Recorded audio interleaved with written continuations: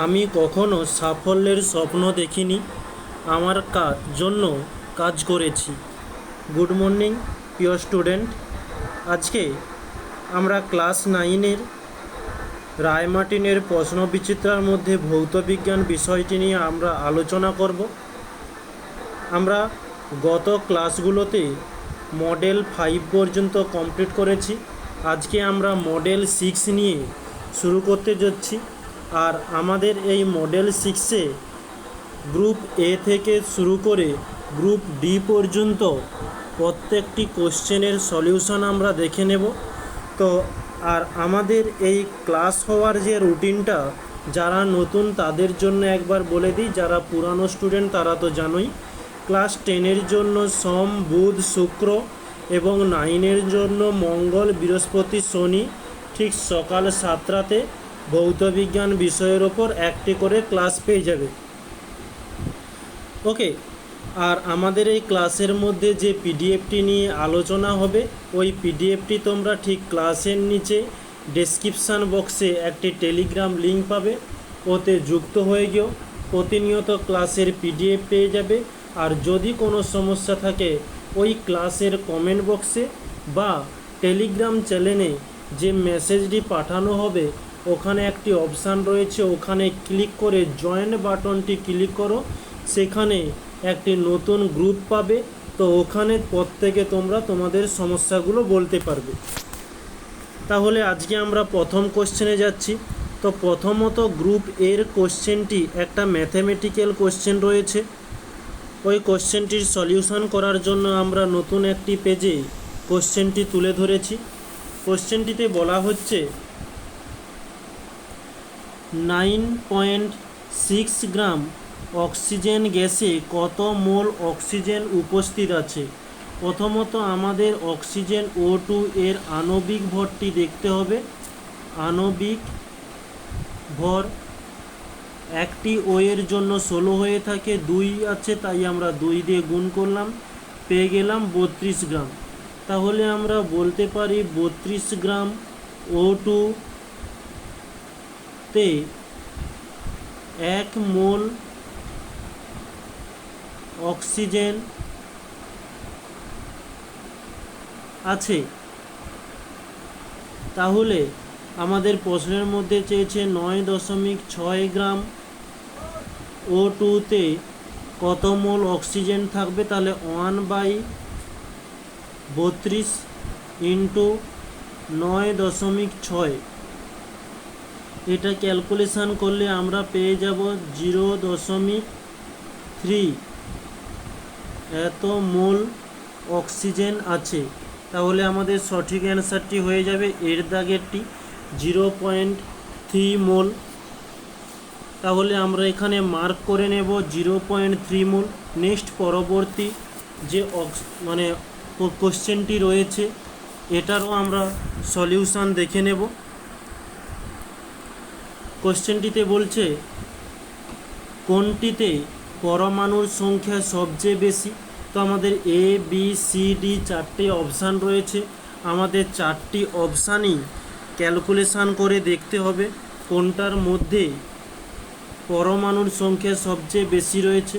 তো আমরা প্রথমত এর অপশানটি H2 এর জন্য ক্যালকুলেশানটি করে নিচ্ছি।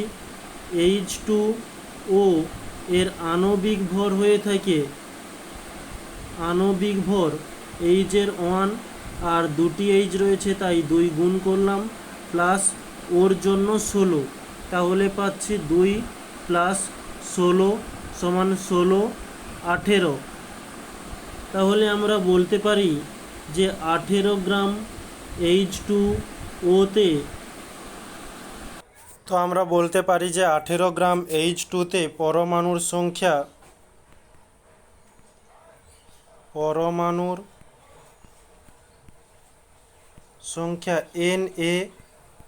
মানে অ্যাভোগাড্রো সংখ্যার কথা বলছে। অ্যাভোগাড্রো সংখ্যাটি কত? 6.022 ইন্টু 10⁻23।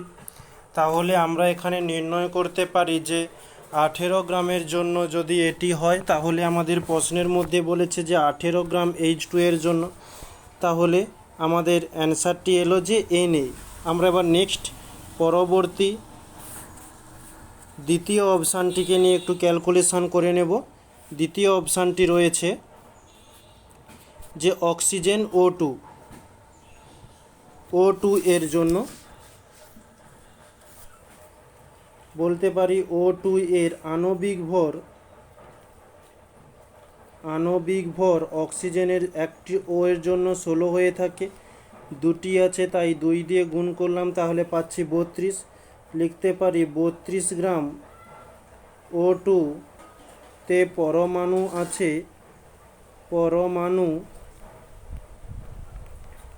আছে ঠিক Na অ্যাভোগাড্রো সংখ্যা। তাহলে আমাদের অপশানে ছিল 18 গ্রামের জন্য কতটা থাকবে, তাহলে Na ভাজিতক 32 ইন্টু 18। তো এটা যদি আমরা ক্যালকুলেশন করি পেয়ে যাব 0.56 এত ইন্টু Na। নেক্সট পরের অপশানটি নিয়ে এখন ক্যালকুলেশন করতে যাচ্ছি, যেখানে আমাদের ছিল 18 গ্রাম CO2।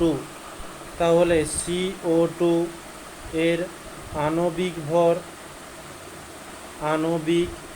ভর কার্বনের হয়ে থাকে 12 প্লাস অক্সিজেনের 16 ইন্টু দুটি রয়েছে তাই 2 দিয়ে গুণ দিলাম, 16 ইন্টু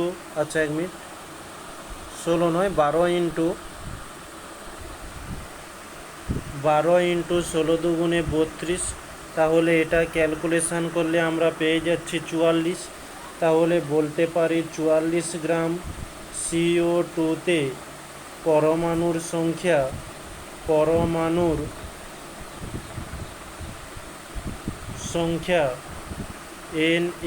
অ্যাভোগাড্রো সংখ্যা। তাহলে 18 গ্রাম CO2তে পরমাণু থাকবে কত, Na/44 ইন্টু 18। তো এটা ক্যালকুলেশন করলে আমরা পেয়ে যাব 0.409 ইন্টু Na। এটা ক্যাপিটাল হাতের হবে Na। নেক্সট আমরা পরবর্তী অপশানে যাচ্ছি। পরবর্তী অপশানটি রয়েছে CH4। তাহলে CH4 এর আণবিক ভর কার্বনের জন্য 12 প্লাস এইচের 1 আর 4টি এইচ থাকে তাই 4 দিয়ে গুণ দিলাম, তাহলে 12 প্লাস 4 একে 4, তাহলে আমরা পাচ্ছি 16। এখন আমরা করব 16 গ্রাম CH4 এ পরমাণুর সংখ্যা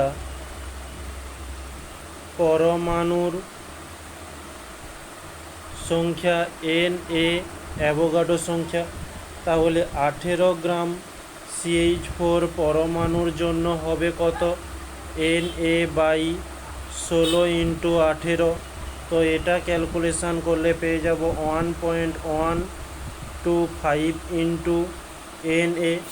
ওকে, তাহলে আমরা 4টি অপশান নির্ণয় করলাম। এটি হচ্ছে 1.125, এটি হচ্ছে 0.409, নেক্সট 0.56, পরবর্তী এসেছে এটা শুধু অ্যাভোগাড্রো সংখ্যা। তাহলে আমাদের প্রশ্নের মধ্যে যেমনটি দেওয়া ছিল যে কোনটির পরমাণু সংখ্যা সবচেয়ে বেশি, তাহলে ডিটটা হয়ে যাবে যে 18 গ্রাম CH4 এ। ওকে, নেক্সট পরবর্তী কোশ্চেন আমরা যাই যে প্রদত্ত কোন বিষয়টির উপর পৃষ্ঠটান নির্ভর করে না, সেটি আমাদের সঠিক অ্যান্সার হয়ে যাবে বায়ুর চাপ। আমরা আগের প্রশ্নটির অপশানটি মার্ক করে নিই। নেক্সট 4-এর দাগে বলছে স্থিতিস্থাপক গুণাঙ্কের মাত্রীয় সংকেত প্রদত্ত কোন রাশিটির মাত্রীয় সংকেতের সঙ্গে সমান, তা হয়ে যাবে পীড়ন। পরবর্তী প্রশ্ন, কলয়েডীয় কণার ব্যাস 1 ন্যানোমিটার থেকে 100 ন্যানোমিটার হয়ে থাকে। নেক্সট CaHPO4 এর হোল2 যে লবণের উদাহরণ, সেটি হয়ে যাবে আম্লিক, লবণ কোনটির পিএইচের সঠিক ক্রম রয়েছে? এটি হবে টমেটো রস, তারপরে রয়েছে জল, তারপরে থাকবে টুথপেস্ট। নেক্সট পরবর্তী কোশ্চেন, একটি ম্যাথমেটিক্যাল প্রবলেম রয়েছে, এটা আমরা একটু দেখে নেব।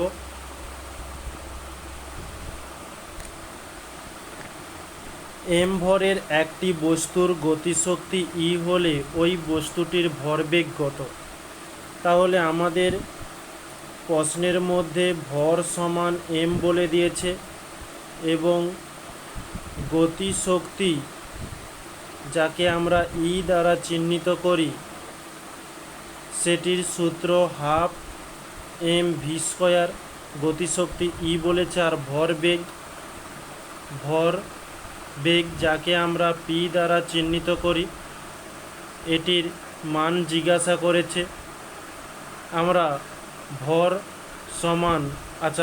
সমান আমরা জানি যে এম এবং বেগ সমান আমরা জানি ভি।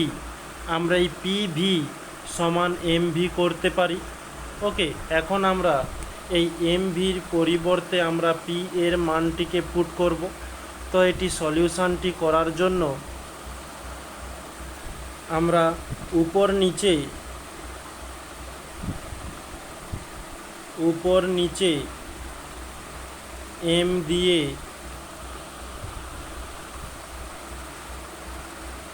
দিয়ে গুণ করে কি পাবো? যে হাফ উপরে শুধু এম ছিল, এম স্কয়ার হয়ে যাবে, আর ভি স্কয়ার যেমন আছে ভি স্কয়ার থাকবে, নিচে এম ছিল না, এম গুণ করলাম।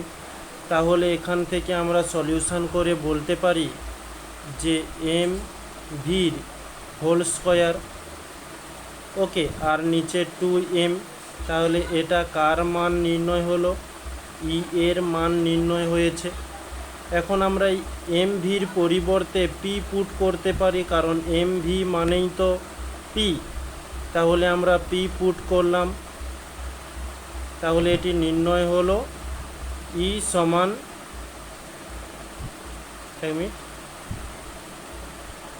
সমান পির স্কয়ার বাই 2m। তো আমরা এটাকে যদি কোণাকোণি গুণ করি তাহলে পেয়ে যাচ্ছি যে 2em সমান পি স্কয়ার। তো পিটাকে রেখে দিলাম, স্কয়ারটাকে অপোজিটে আনলে রুট ওভার আসবে 2em। ওকে, এটি হচ্ছে আমাদের পি এর মান নির্ণয় হলো, আর এটি হচ্ছে আমাদের কোশ্চেনের অ্যান্সার হয়ে যাচ্ছে। তাহলে আমরা এখানে মার্ক করে নেব যে রুট ওভার 2m। এখানে দুটি অপশান সেম রয়েছে, তাই দুটোতেই টিক মেরে দিলাম। তো নেক্সট আমরা পরবর্তী বিভাগ বিতে যাচ্ছি। প্রথম কোশ্চেন রয়েছে, মোলার আয়তনকে সাধারণত কোন এককে প্রকাশ করা হয়? লিটারে। নেক্সট বলছে এসআইতে পৃষ্ঠটানের একক কি? Newton per metre. পরবর্তী প্রশ্ন, জলের উপরে তেল ঢেলে দিলে পৃষ্ঠটানের কি পরিবর্তন হবে? পৃষ্ঠটান হ্রাস পাবে। নেক্সট বলছে ব্যারোমিটারের পারদস্তম্ভের পাঠ দ্রুত হ্রাস পেলে তা কিসের সম্ভাবনা বোঝায়? ঝড়ের সম্ভাবনা। চাঁদের সাইফন কাজ করে না কেন? কারণ হচ্ছে চাঁদের মধ্যে বায়ুমণ্ডল থাকে না, বায়ুমণ্ডল অনুপস্থিত। পরবর্তী, তরলের কোন ধর্মের জন্য বৃষ্টির ফোঁটা গোলাকার হয়? পৃষ্ঠটান ধর্মের জন্য। ঘাত ও চাপের সম্পর্ক কি? যে চাপ সমান ঘাত বাই ক্ষেত্রফল। নেক্সট, একটি দ্রবণ সম্পৃক্ত কিনা কিভাবে বুঝবে? যে দ্রবণের মধ্যে দ্রাব যোগ করলে যদি দ্রাব স্থিতিয়ে পড়ে তাহলেই আমরা তাকে বলবো যে দ্রবণটি সম্পৃক্ত। আমরা এখানে একটু শর্টে লিখে দিয়েছি। নেক্সট, অম্লনাশকের মূল উপাদান কি? মূল উপাদান সাধারণত এই দুটো রয়েছে, যে MgOH এর হোল 2, AlOH এর হোল 3। নেক্সট আর একটি উপাদানেরও নাম দিয়েছি, দেখে নিও। পরবর্তী কোশ্চেন একটি ম্যাথমেটিক্যাল প্রশ্ন রয়েছে, এটা একটু আমরা দেখে নেব। একটি যন্ত্রে 10 সেকেন্ড, এটি হচ্ছে 10 সেকেন্ডে 220 জুল কাজ করলে যন্ত্রটির ক্ষমতা কত? 10 সেকেন্ড বলেছে, মানে টি সমান আমরা করতে পারি 10 সেকেন্ড 220 জুল কাজ করেছে, মানে ডাব্লু সমান 220 জুল। আর ক্ষমতা পি সমান জিজ্ঞাসা চিহ্ন দিয়েছে। তো আমরা জানি যে পি সমান ডাব্লু বাই টি। ডাব্লু এর মান দিয়েছে 220 জুল, টি এর মান দিয়েছে 10, মানে 10 সেকেন্ড। তাহলে 0 0 কেটে যাবে, তাহলে আমাদের পড়ে থাকলো 22। আর জুল পার সেকেন্ড, তো এই জুল পার সেকেন্ডকে আমরা বলতে পারি ওয়াট। এটি তাহলে আমাদের অ্যান্সার।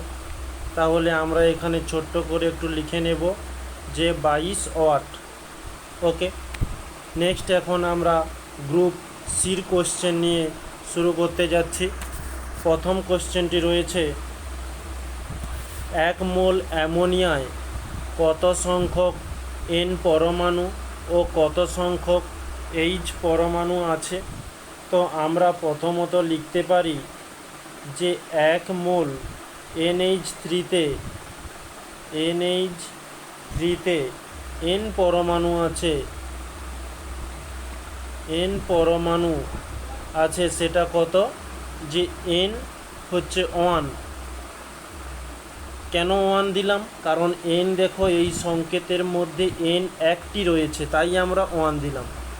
ইন্টু 6.022 ইন্টু 10⁻23, বা আমরা একে অ্যাভোগাড্রো সংখ্যাও বলতে পারি এনে। তাহলে আমরা এখানে করে দিলাম এনএ।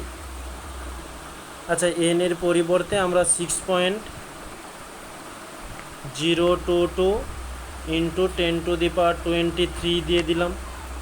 নেক্সট বলছে কত সংখ্যক এইচ পরমাণু আছে? তাহলে আমরা ঠিক একইভাবে করব যে 1 মোল NH3-তে এইচ পরমাণুর সংখ্যা, এখানে এইচ কয়টি? 3টি আছে।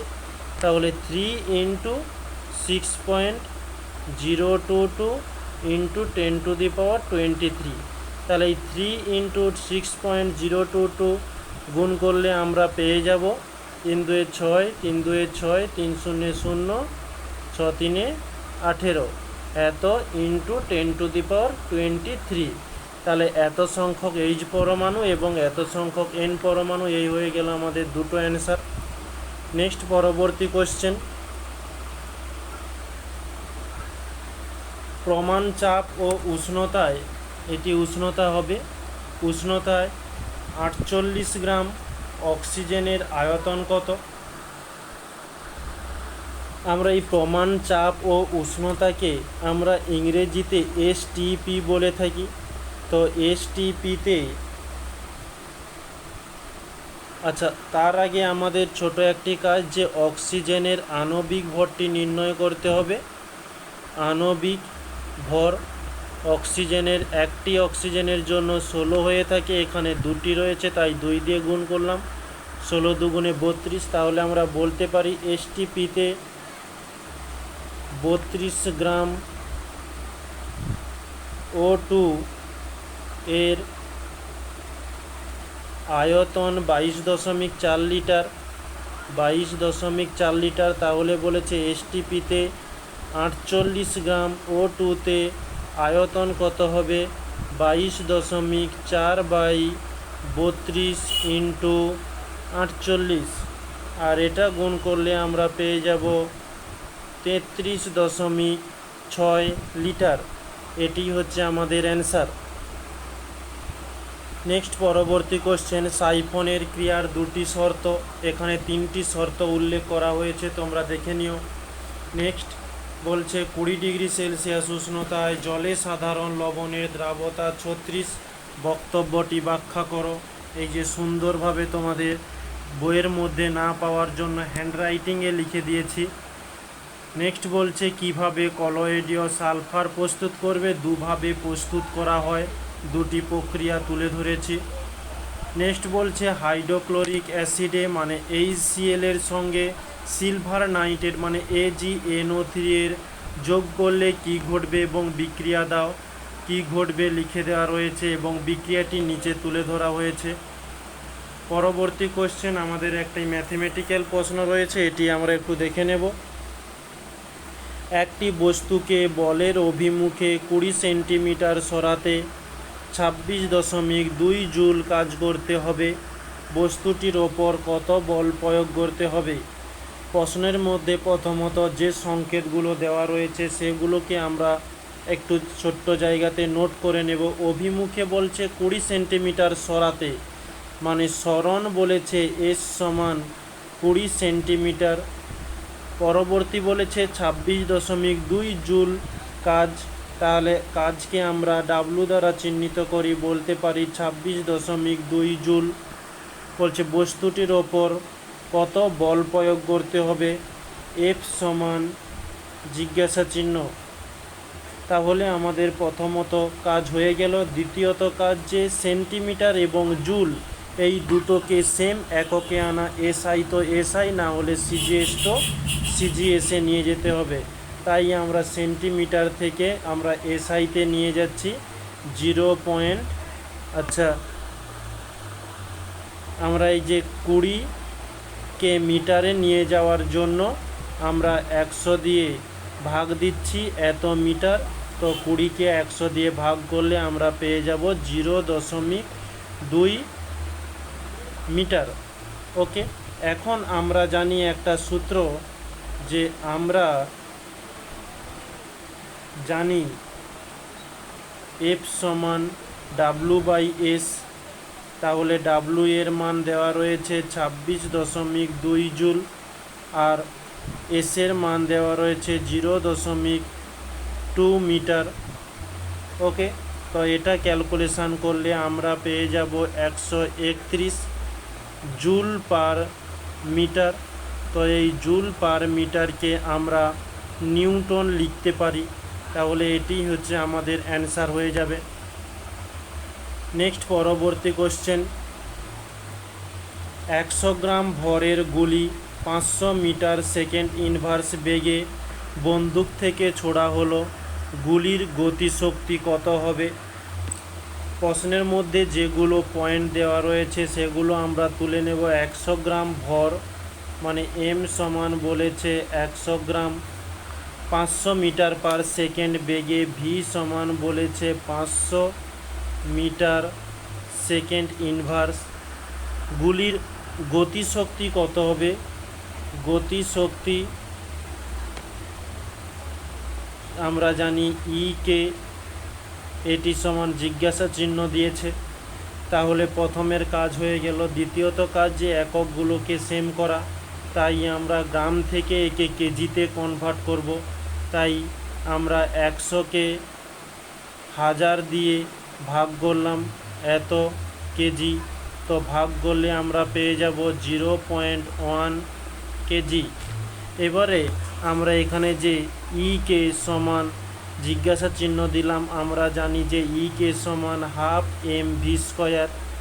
এখন আমরা প্রত্যেকটি জায়গাতে মান পুট করব। M এর মান বের করা রয়েছে 0.1 ইন্টু V এর মান রয়েছে 500 হোল স্কোয়ার। তো এটি ক্যালকুলেশান করলে আমরা পেয়ে যাব যে 12,500 জুল। এটি হচ্ছে আমাদের অ্যান্সার। নেক্সট পরবর্তী কোশ্চেন, আমরা গ্রুপ ডির কোশ্চেন নিয়ে আলোচনা করব এখন। STP-তে 67.2 লিটার অক্সিজেন গ্যাসে যত সংখ্যক অণু আছে সেই সংখ্যক অণু কত গ্রাম H2S-এ থাকবে? এখানে একটু লজিক্যালি প্রশ্নটি বলেছে, তাই আমাদের এইটি সলিউশন করার জন্য প্রথমত দেখতে হবে যে H2-র মধ্যে কতগুলো অণু আছে আর সেই অণুটা কত গ্রামে H2S-এ থাকবে। তাহলে আমরা প্রথমত নির্ণয় করব যে 67.2 লিটার O2-তে কত সংখ্যক অণু আছে? তাহলে আমরা জানি যে এসটিপিতে 22.4 লিটার O2তে অণু থাকে অ্যাভোগাড্রো সংখ্যা মানে 6.022 ইন্টু 10⁻23। তাহলে এসটিপিতে 67.2 লিটার O2-তে অণু থাকবে কত? 6.022 ইন্টু 10⁻23/22.4, আর এদিকে ইন্টু আকারে 67.2 চলে আসবে। তো এটা আমরা ক্যালকুলেশান করলে আমরা পেয়ে যাব 22.4কে আমরা 3-এ দিয়ে দিতে পারি। 3-এ দিয়ে দিলে 67.2-এ কেটে যাবে। তাহলে আমরা এই 3 সঙ্গে 6.022 গুণ করে নেব। তাহলে আমরা লিখে দিলাম যে 3.3 ইন্টু 6.022 ইন্টু 10⁻23। এটা আর গুণ করলাম না, পরবর্তীতে কাটাকাটিতে সুবিধা হবে। এখন আমাদের O2-র জন্য অণু সংখ্যা বেরিয়ে গেছে। তো এই অণুটা কত গ্রাম H2S-এ থাকবে? তার আগে আমাদের H2S-এর আণবিক ভরটি নির্ণয় করে নিতে হবে। যে H2S-এর আণবিক ভর এইচের জন্য 1, 2টি রয়েছে তাই 2 দিয়ে গুণ দিলাম, ইন্টু নয় প্লাস সালফারের জন্য হয়ে থাকে 32। তাহলে 2 প্লাস 32, তাহলে আমরা পাচ্ছি 34। তাহলে আমরা বলতে পারি যে 6.022 ইন্টু 10⁻23 সংখ্যক অণু 34 গ্রাম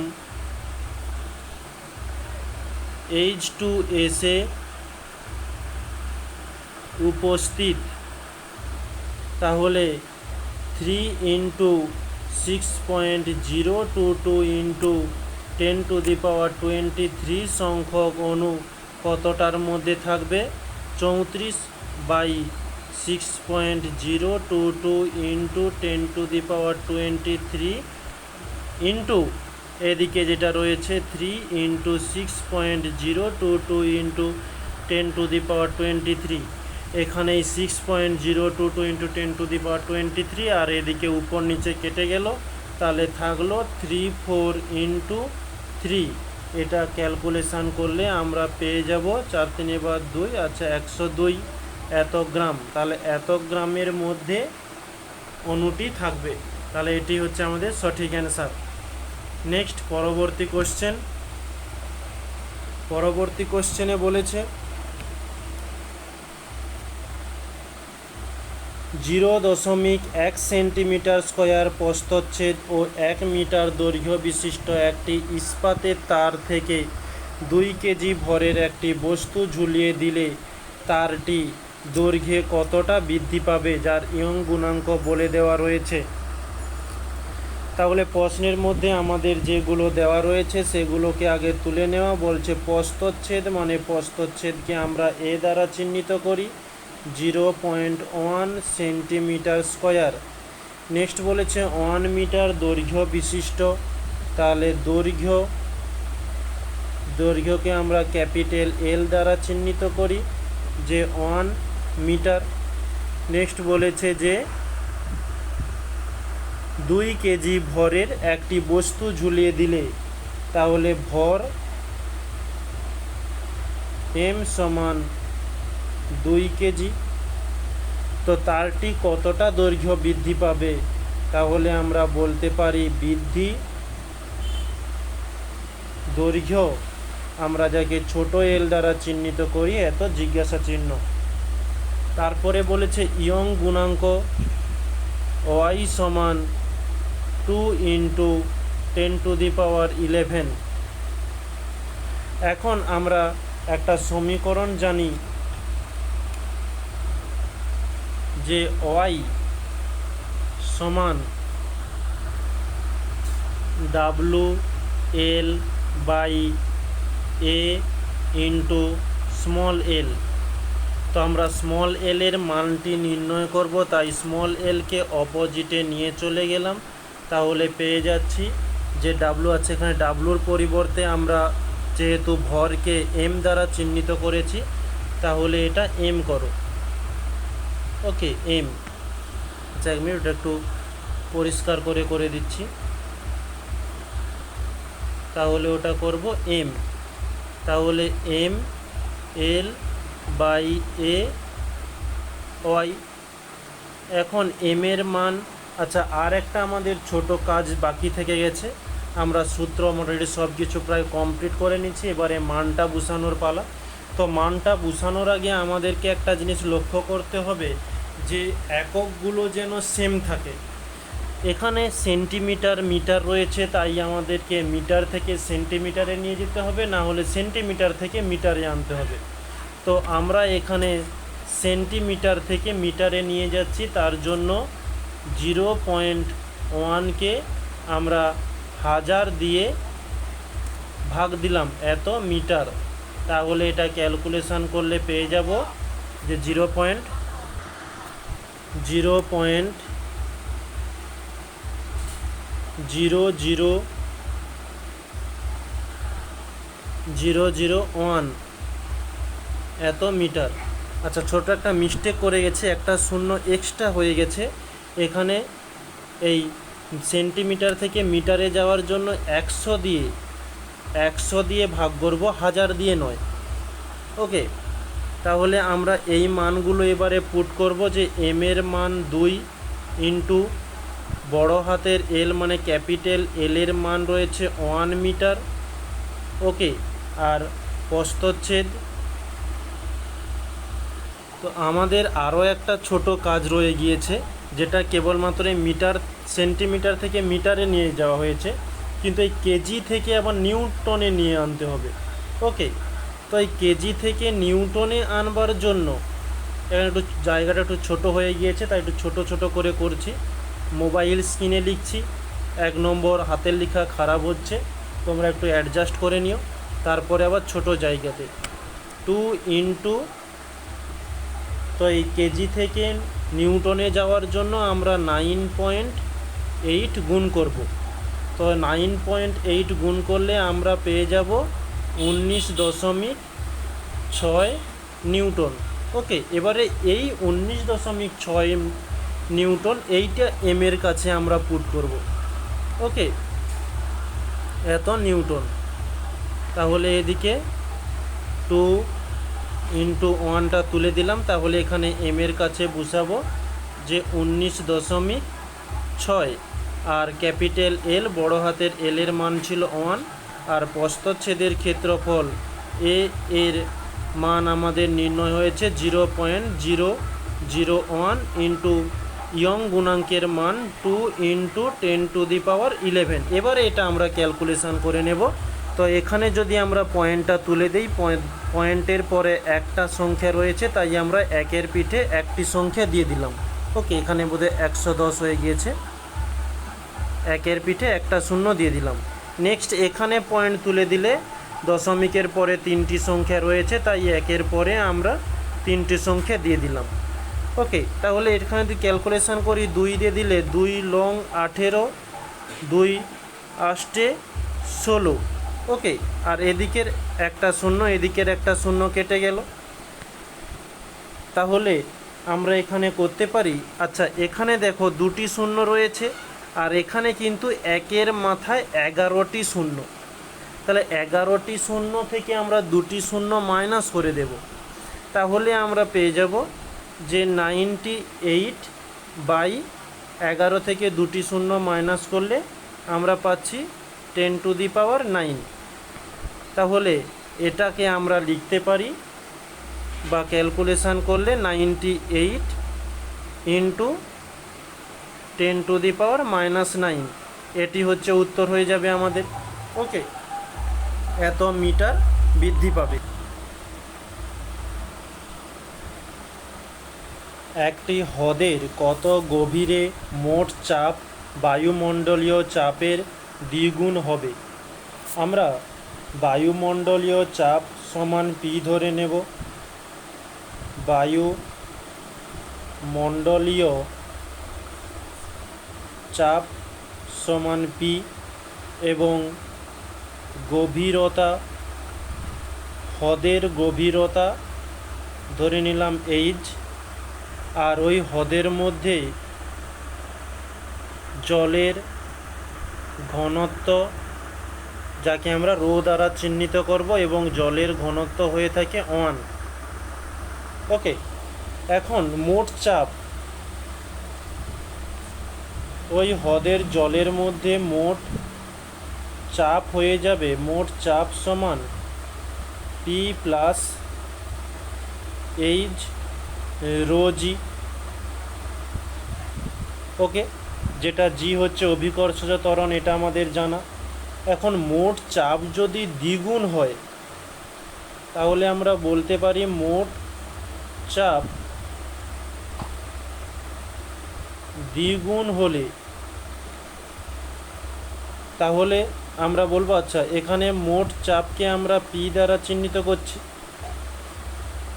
তাহলে মোট চাপ যদি দ্বিগুণ হয়ে যায় তাহলে 2p সমান পি প্লাস এইচ ডিজি।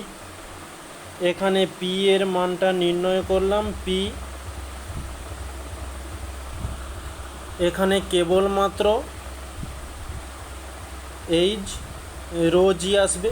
কিভাবে? এখানে প্লাস পি রয়েছে, যখন অপোজিটে চলে যাবে মাইনাস পি। আচ্ছা, সেটা তোমাদের একটু ক্যালকুলেশন করেই দিই, যে 2p মাইনাস পি হয়ে গেল, বা এখান থেকে 2p আছে, এখানে 1p, তাহলে মাইনাস হয়ে গেলে p সমান এইচ রো জি। ওকে, এখন আমরা যেটা থিওরি ক্লাসে জেনে এসেছি যে বায়ুমণ্ডলের চাপ, বায়ুমণ্ডলের চাপ সমান 76 সেন্টিমিটার পারদ স্তম্ভে চাপ।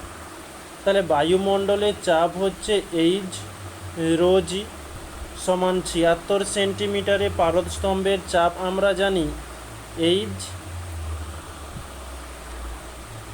এইচ ড্যাশ রো ড্যাশ এবং জি।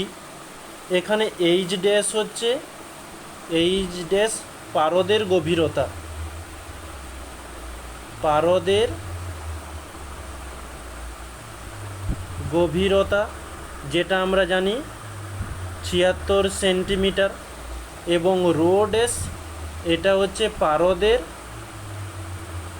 ঘনত্ব, আর এর মান 13.6। আর জলের ঘনত্ব কত সেটা প্রথমেই বলে এসছি 1।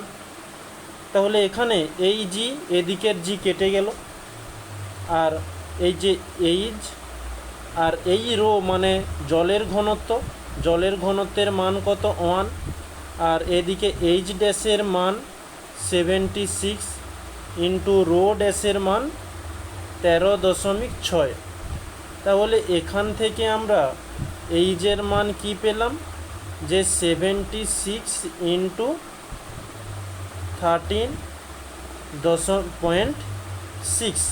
তাহলে এটা ক্যালকুলেশন করলে আমরা পেয়ে যাব 1033.6 সেন্টিমিটার, আর এটি হচ্ছে আমাদের অ্যান্সার। নেক্সট পরবর্তী কোশ্চেনে যাব। সোডিয়াম হাইড্রোক্সাইডের 10 লিটার জলীয় দ্রবণে 80 গ্রাম NaOH দ্রবীভূত আছে। দ্রবণটির গাঢ়ত্ব গ্রাম লিটার ইনভার্স এককে নির্ণয় করো। এখন আমরা এই ম্যাথটি থেকে বলতে পারি যে 100 লিটার, 100 লিটার বলছি, 10 লিটার 10 লিটার জলীয় দ্রবণে 80 গ্রাম NaOH দ্রবীভূত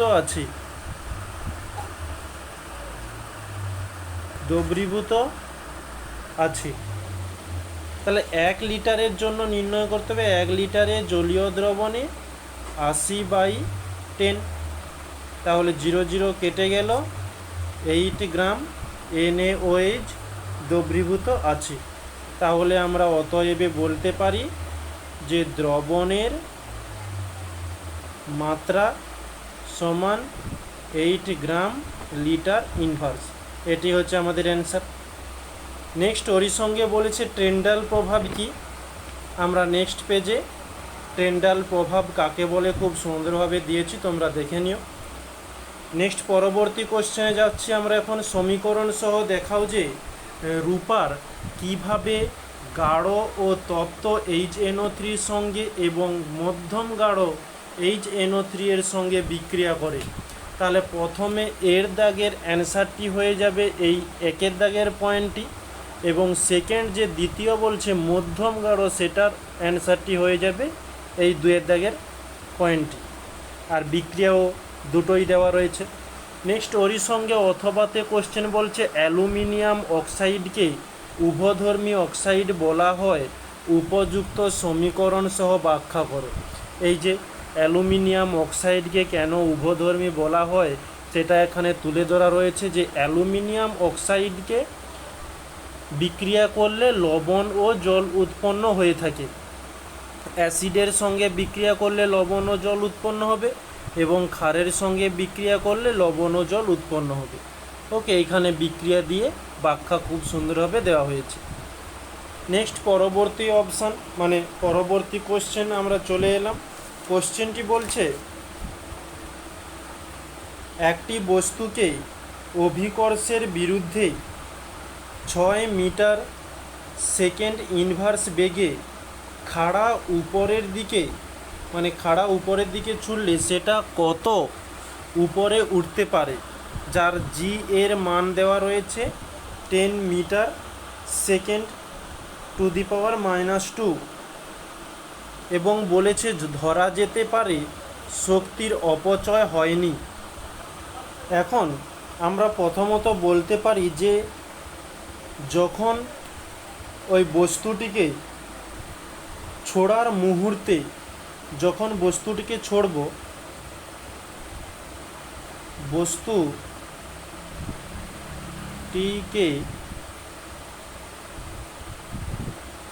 ছোড়ার মুহূর্তে গতিবেগ হয়ে যাবে E_k সমান ½ mv²। ঠিক ওই সময়ই স্থিতিশক্তি হবে কত? স্থিতিশক্তি হয়ে যাবে 0, EP সমান 0। আর বস্তুটি যখন একেবারে উঁচুতে, মানে বস্তুটিকে ছোড়া হয়েছে এখানে, বস্তুটি যখন একেবারে উঁচুতে চলে আসবে তখন গতিশক্তি 0 হয়ে যাবে, স্থিতিশক্তি হবে mgh। ওকে, তাহলে বলবো যে বস্তুটি সর্বোচ্চ স্থানে গতিশক্তি E_k সমান, আচ্ছা E_k সমান 0 হয়ে যাবে, 0। আর একটা কথা বলে দিই, হাতের লেখাটা খুব খারাপ হয়ে যাচ্ছে কারণ মোবাইল স্ক্রিনে লিখতেছি, একটু সমস্যা হচ্ছে। তোমরা একটু আমার কথা বলার সাথে একটু অ্যাডজাস্ট করে নিও। ওকে, আর তখন স্থিতিশক্তি হয়ে যাবে যে EP সমান mgh। এখন আমরা শক্তির সংরক্ষণ সূত্র পড়েছি, যে শক্তির এখানে যেটা বলেও দিয়েছে যে ধরা যেতে পারে শক্তির কোনো অপচয় হয়নি, সেটাই আমরা এখন করব। শক্তির সংরক্ষণ থেকে সংরক্ষণ থেকে বলতে পারি যে